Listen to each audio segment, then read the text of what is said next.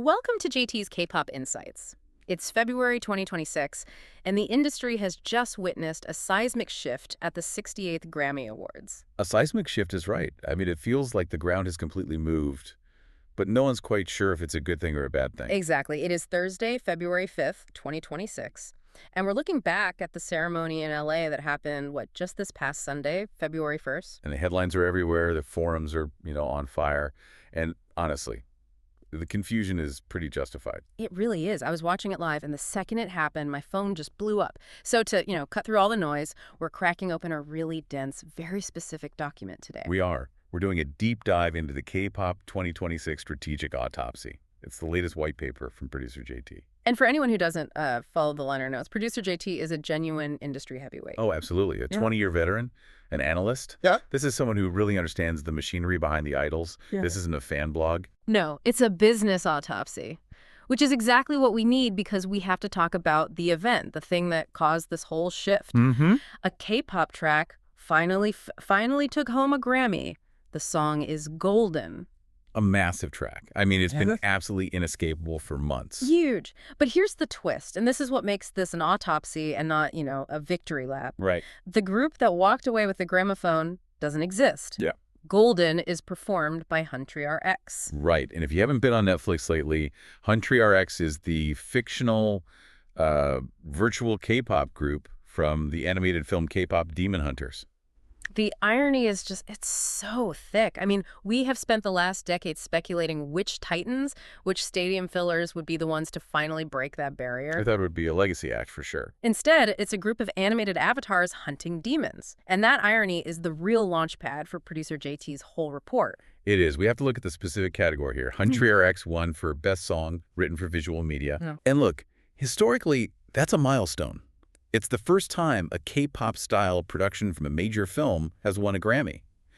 But JT calls this a success paradox. A success paradox. I love that term. But let me just play the optimist for a second. A win is a win, isn't it? It validates the sound. It puts the trophy on the shelf. Why is JT flagging this as a problem? Because context is. It's everything. While the sound of K-pop has now been invited into the winner's circle, the humans of K-pop are still, waiting out in the parking lot. This victory actually highlights a glass ceiling. A glass ceiling that's reinforced by steel, it sounds like. Exactly. You're talking about the general field categories, right? Yeah. Record of the year, song of the year. Precisely. Think about the message this sends. Fictional characters can win because they fit neatly into a visual media box. They're content. Right. They're part of a movie soundtrack. But real-world acts, the living, breathing humans who are selling out SoFi Stadium, are still shut out of the big artistic categories. So the Recording Academy is basically saying, we love your production values, we love the shiny package. But we don't view your artists as peers to, say, Western pop stars. That is the institutional inertia that producer JT talks about. The industry is comfortable rewarding K-pop when it's packaged as this technical achievement in media. Like a cartoon soundtrack. Like a cartoon soundtrack. But when an actual artist, a human being, asks to be validated for their own expression, the door is locked. It's a bittersweet moment. The methodology won, but the culture got bypassed. That distinction, methodology versus culture, that's really the core of this whole report. JT has the section where he argues that here in 2026, we need to stop calling K-pop a genre. Yeah, I think this is the most brilliant takeaway in the whole thing. He says it's not a genre like jazz or country. He calls it a global operating system, an OS. And that reframes everything. If you treat it as a genre, you get stuck in these silly arguments about what it sounds like, Is this too Americanized? Right. But if you see it as an operating system, like iOS or Android, it just clicks. It's a set of protocols, a system for creating a product. I love that analogy. An OS implies software you can install anywhere. So what's in the kernel? What's the source code for this K-pop OS? So producer JT identifies what he calls the 4 pillars. And he argues these aren't optional features. They're non-negotiable. You remove one, the system crashes. Okay. The first one is long-term development, which is, the trainee system. Okay, but we all know about the trainee system. It's the boot camp. Why is that still so significant now in 2026? Because JT's argument is that it's not just about skill anymore. AI can fake skill. We have robots that can literally dance better than humans. True. JT calls the trainee system the crucible of compliance. It's about social and emotional engineering. The crucible of compliance, that sounds a little dystopian. It's meant to. Western labels have tried to copy this, right? They build these academies in LA or London, and they fail. And why is that? Because they can't replicate the cultural buy-in. The thing that makes a teenager give up 7 years of their life for just a chance at debuting. The K-pop OS needs a level of sacrifice that, frankly, Western individualism just doesn't support. That's a really sharp point. You can't just code that kind of discipline overnight. Okay, what's pillar number 2? High-density production. And again, we're not just talking about good mixing. K-pop production is maximalist. It's like the sonic equivalent of a 4K screen compared to, I don't know, a blurry old TV. It's sensory overload by design. Exactly. There are no gaps. Vocal stacking, sudden genre switches, sound effects. It is engineered to be hyper-stimulating. It has to be, to compete for attention in a TikTok brain world. Which leads right into the 3rd pillar, I'm guessing. Inseparable visual storytelling. Yeah. In the K-pop OS, the music literally does not exist without the visual data. The music video, the choreography, the styling, they aren't marketing add-ons. They're part of the song itself. You cannot separate the audio file from the video file. They're one and the same. Which explains why KPop Demon Hunters and HUNTR worked so perfectly. I mean, it is literally visual media. The song was never just audio. It was an action sequence in a film. Correct. And that brings us to the 4th and final pillar. Structured fandom architecture. The tech side of things. This is the weaponization of platform technology. Weverse, Bubble, all those specific apps. The interaction between the fan and the artist is gamified. It's monetized. It's not just following on Instagram. It's logging into a dedicated ecosystem every single day. So if you have those 4 things, the crucible of compliance, high-density production, visual integration, and the gamified fandom, you are running the K-pop OS. And this leads to this concept of sovereignty. And this is where JT gets really, really interesting. He argues the OS is sovereign over its components. Okay, break that down for me. Think of it like a very specific culinary tradition. Let's say a really complex French pastry. Okay. You can import the flour from America, the butter from Ireland, the sugar from Brazil, and the chef can be Japanese. But if they follow that rigid, specific French methodology, the result is still a French pastry. Exactly. The methodology overrides the origin of the ingredients. So in K-pop, it doesn't matter if the songwriter is Swedish or the choreographer is from New Zealand. Once that raw material is processed through the K-pop OS, the visuals, the production density, the trainee execution, it becomes K-pop. The OS colonizes the ingredients. It creates a new national identity for the product, no matter where the parts came from. And that's why HUNTR, a fictional band for a global movie, is instantly recognizable as K-pop. It ran on the OS. Okay, so we have this incredibly powerful, sovereign operating system. But here's the elephant in the room. We're recording this in February 2026. I was just looking at the charts. Half of the viral 50 is what they're calling synthetic pop. It's unavoidable. We have AI influencers who never sleep, they never get into scandals, and they can hit a high C perfectly every single time. Yeah. If the K-pop OS is built on this idea of perfection, and AI can now do perfection cheaper and faster, isn't the whole OS obsolete? That is the multi-billion-dollar question. And it's the central tension of this strategic autopsy. If your whole value proposition is, we are perfect, you lose, the machine is always more perfect than you. So if I'm a label executive, why am I spending millions training human teenagers when I can just, render a group like HUNTR on a computer? Because, and this is according to producer JT, the value is shifted. The human moat that protects the industry. It isn't skill, it isn't beauty, it isn't even the music anymore. What is it? It's what he calls cultural residue. Cultural residue, that sounds messy. It is messy. That's the entire point. It's the human messiness that AI cannot replicate.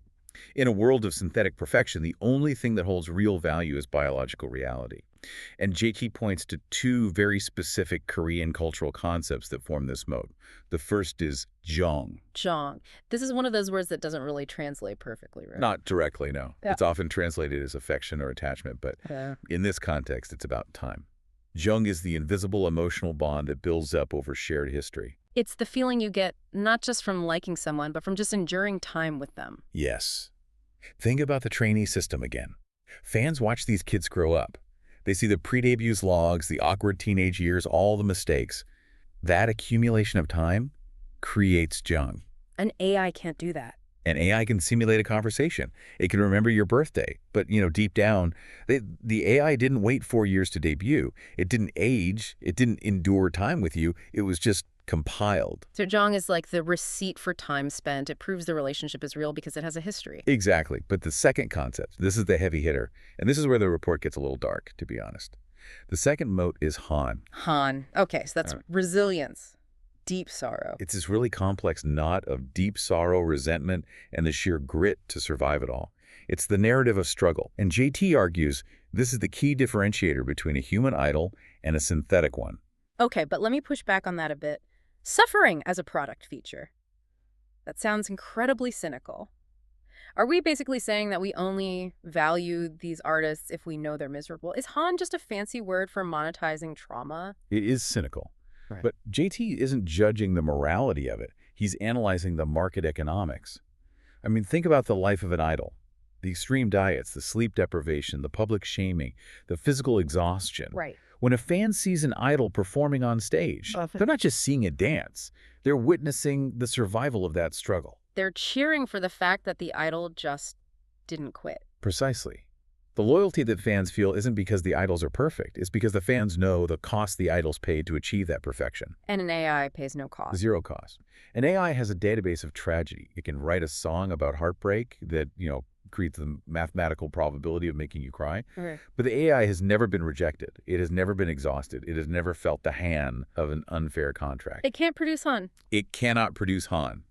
You can fake the sound of sadness, but you can't fake a history of suffering. And that brings us all the way back to HUNTR. Right. They won the Grammy. They're technically perfect.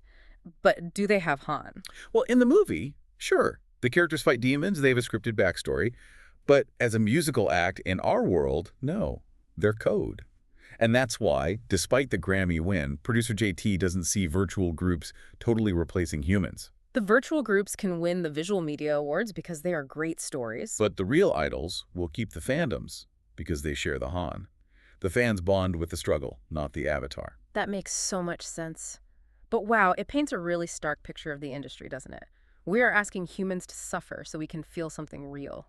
That's the price of admission in 2026. So we've got the paradox of the win, the K-pop OS, and this human moat of Jeong and Han. Where does JT think this leaves the industry? I mean, if the Grammys are still keeping the humans out, what's the next strategic move? He ends the whole autopsy with a section he calls Put It in Pop. Put it in pop. Sounds like a slogan. It's basically a mandate. He argues that the K prefix K-pop was useful for the last 15 years. It created a niche, a brand. But now it's a cage. It's a cage. As long as it's called K-pop, it's going to be put in a separate category. It's foreign. It's world music. It's visual media. Exactly. So the goal now, what he calls structural integration, is to just drop the K.